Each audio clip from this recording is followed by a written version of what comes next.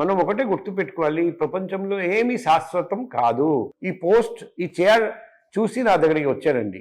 ఈ చైర్లో నేను శాశ్వతంగా ఇక్కడ కూర్చోను. నేను ఈరోజు ఉన్నాను, రేపు వెళ్ళిపోతాను, ఇంకొకరు వస్తారండి. నేను కూడా ఈ ప్రపంచంలో శాశ్వతంగా ఉండను. ఈ మాట మనం గుర్తుపెట్టుకుంటే ఈ అహంకారం మనకు రాదు. మనుషులు ఏం అనుకుంటారంటే నేనే ది బెస్ట్, నేను చేసిన పని ఇంతకుముందు ఎప్పుడు జరగలేదు, భవిష్యత్తులో ఎప్పుడు జరగదు, కానీ విని ఎరగని పనులు మేము చేస్తున్నాం అని అందరూ అనుకుంటారు. దానివల్ల అహంకారం వస్తుంది. ఒక్కసారి అహంకారం వస్తే నేను అందరికీ సజెస్ట్ చేస్తాను, అప్పుడప్పుడు శ్మశానానికి వెళ్ళండి.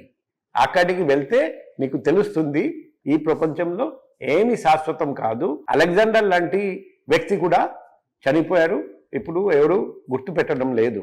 కాబట్టి మనం అహంకారం చేస్తే అది చాలా దురదృష్టకరం, బాధాకరం, విచారకరం. మనకు భగవంతుడు ఈ స్వర్ణావకాశం ఇచ్చారండి ప్రజలకు సేవ చేయడానికి. ఈ స్వర్ణావకాశం మనం సద్వినియోగం చేసుకోవాలి. ప్రజలకు 10 మందికి, ముఖ్యంగా పేదవాళ్లకు సహాయం చేయడానికి సాధ్యంత వరకు మనం ఇక్కడ ఉన్నంతసేపు ప్రయత్నం చేయాలి.